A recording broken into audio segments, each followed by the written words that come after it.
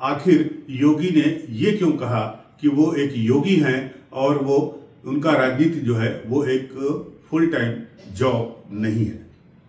योगी आदित्यनाथ ने क्यों कहा कि वो एक योगी हैं और राजनीति उनका फुल टाइम जॉब नहीं है। योगी आदित्यनाथ ने यह भी कहा कि बीजेपी के शीर्ष नेतृत्व से उनका कोई मतभेद भी नहीं है। योगी आदित्यनाथ ने यह क्यों कहा कि आरएसएस उनको क्यों पसंद करता है। योगी आदित्यनाथ ने वक्फ बोर्ड बिल पर क्या कहा, इन सब बातों पर इस वीडियो में हम चर्चा करेंगे। नमस्कार, मैं हूं अनूप श्रीवास्तव और आप देख रहे हैं न्यूज नशा। दोस्तों, उत्तर प्रदेश के मुख्यमंत्री योगी आदित्यनाथ ने पीटीआई न्यूज एजेंसी को एक इंटरव्यू दिया है और वो इंटरव्यू काफी चर्चा में है। उस इंटरव्यू में योगी आदित्यनाथ ने 2-3 बातें ऐसी कही जो चर्चा का विषय बन गई हैं। गौरतलब है कि योगी आदित्यनाथ को लेकर पिछले 1-1.5 महीने से सोशल मीडिया पर भी काफी कुछ कहा बोला जा रहा है। कहा यह भी जा रहा है कि योगी आदित्यनाथ की उत्तर प्रदेश से विदाई होने वाली है और उनकी जगह किसी और को यहां का मुख्यमंत्री बनाया जाएगा। कहा तो यह भी गया कि राजनाथ सिंह रक्षा मंत्री के पद से इस्तीफा दे देंगे और योगी आदित्यनाथ को रक्षा मंत्री का पद ऑफर किया जाएगा और राजनाथ सिंह को बीजेपी का राष्ट्रीय अध्यक्ष बना दिया जाएगा। तमाम तरह की बातें, तमाम तरह की अटकलें, तमाम तरह की चर्चाएं सोशल मीडिया पर चल रही हैं। लेकिन जो ये बात कही जा रही है राजनाथ सिंह को अध्यक्ष बनाने की और योगी आदित्यनाथ को रक्षा मंत्री बनाने की, तो ये बात थोड़ी गले से नहीं उतर रही है। वो इसलिए कि योगी आदित्यनाथ को इस वक्त डिस्टर्ब करना बीजेपी के लिए बैकफायर साबित हो सकता है, पहली बात। दूसरी बात कि राजनाथ सिंह उत्तर प्रदेश से ही आगे बढ़े हैं। राजनीति का ककहरा उन्होंने यूपी से ही सीखा है। लिहाजा उत्तर प्रदेश में एक-एक कार्यकर्ता, एक-एक बीजेपी के नेताओं से उनके संपर्क हैं, सिर्फ अपनी पार्टी में ही नहीं बल्कि दूसरी पार्टियों में भी। तो क्या बीजेपी का शीर्ष नेतृत्व मोदी और अमित शाह इस बात का रिस्क लेंगे कि वो उत्तर प्रदेश की जो चाबी है वो राजनाथ सिंह को सौंप देंगे? क्या ऐसा करने से योगी और राजनाथ सिंह का ज्वाइंट जो एनिमी है, एनिमी शब्द मैं इसलिए इस्तेमाल कर रहा हूं क्योंकि आपको पता है कि उत्तर प्रदेश का जब कैबिनेट गठन हुआ पहली बार, तब योगी आदित्यनाथ जो है वो पंकज सिंह, जो राजनाथ सिंह के बेटे हैं और काफी भारी मतों से नोएडा से विजयी हुए थे, उनको वो लेना चाहते थे अपनी कैबिनेट में, लेकिन उनको नहीं लिया गया, न पहले मंत्रिमंडल में न योगी के दूसरे मंत्रिमंडल में।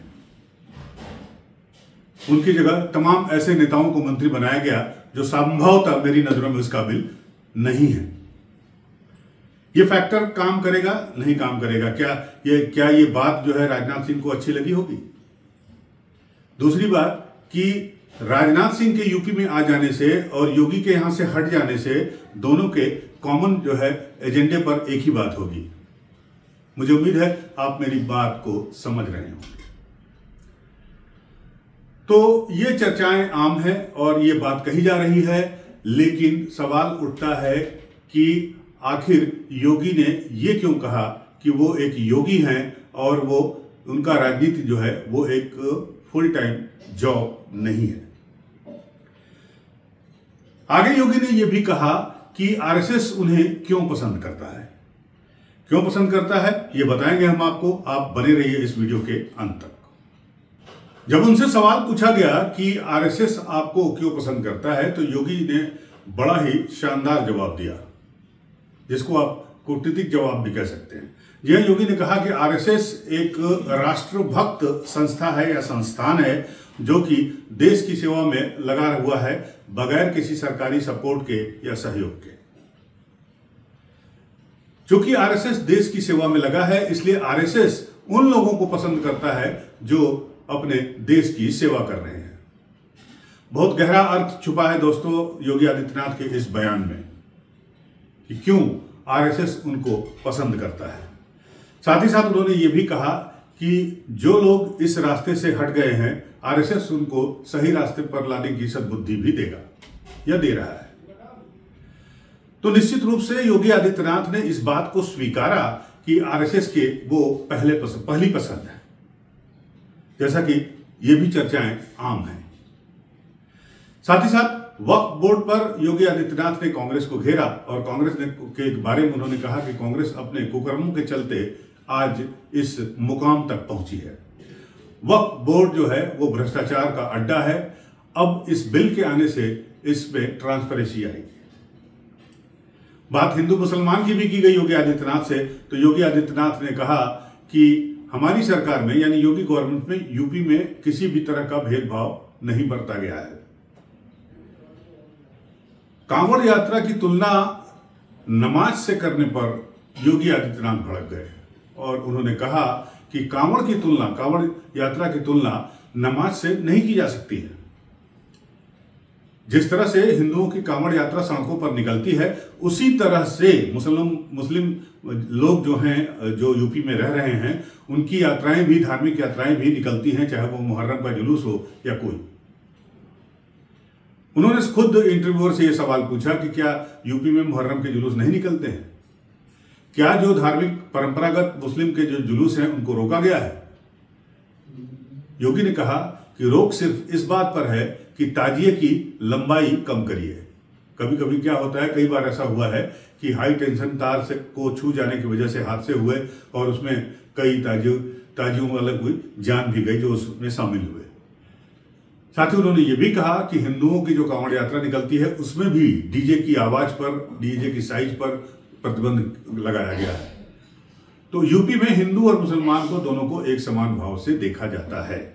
योगी आदित्यनाथ ने कहा कि सड़क पर चलने का अनुशासन अगर आपको देखना है तो आप महाकुंभ की तरफ देखिए, जहां पर 66 करोड़ जनता आई, स्नान किया और वापस अपने गंतव्य स्थल को गई।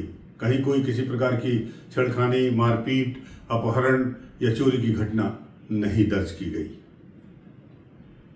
योगी आदित्यनाथ ने यह भी कहा कि वो एक योगी हैं और अपने सनातन धर्म का पालन करते हैं।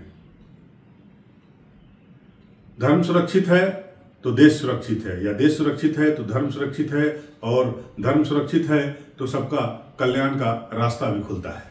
ये कहना है योगी आदित्यनाथ का। साथ इस बात के साथ उन्होंने ये साफ साफ संकेत कर दिए कि उनकी जो लाइन है वो बिल्कुल सीधी है और उस लाइन से दाएं या बाएं वो कहीं डाइवर्ट नहीं हो सकते। योगी ने यह भी कहा कि वो जनता के सेवक हैं और राष्ट्र की सेवा कर रहे हैं, जनता की सेवा कर रहे हैं। आगे क्या होगा उसके बारे में उन्हें कोई चिंता नहीं है।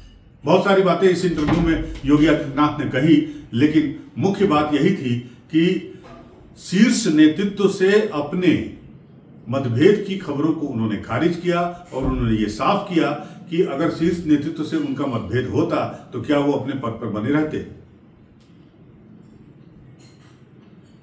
तो इस इंटरव्यू में योगी के द्वारा दिए गए सवालों के जवाब के बाद अब इस बात का संशय करीब करीब खत्म हो चुका है कि उत्तर प्रदेश में हाल फिलहाल कोई सत्ता परिवर्तन होने जा रहा है। अब योगी का भी ये कहना है कि चर्चाओं पे विराम नहीं लगा सकते, चर्चाओं पे लगाम नहीं लगा सकते। चर्चा होती रहेगी और बहस चलती रहेगी, अटकलें लगाई जाती रहेंगी, लेकिन उस पर वो रोक नहीं लगा सकते। लेकिन इतना तय है कि आज की तारीख में उत्तर प्रदेश में योगी बीजेपी के एक निर्विवाद नेता है और उन्होंने अपने इस इंटरव्यू के जरिए उन तमाम अटकलों को खारिज कर दिया जो उनके बारे में कही जा रही हैं या उनके उत्तर प्रदेश छोड़ने के बारे में कही जा रही हैं। तो बनी रहेगी नजर हमारी योगी आदित्यनाथ पर। आप भी हमारे साथ बने रहिए। अगर आपको ये वीडियो पसंद आया हो तो हमारे चैनल को लाइक और सब्सक्राइब जरूर कीजिएगा। मिलते हैं आपसे अगले वीडियो में, तब तक के लिए नमस्कार, जय हिंद। और आप हमसे जुड़े रहने के लिए सब्सक्राइब करें YouTube पर, फॉलो करें Twitter पर और लाइक करें Facebook पर। और ज्यादा जानकारी के लिए आपको टाइप करना होगा सिर्फ न्यूज़ नशा।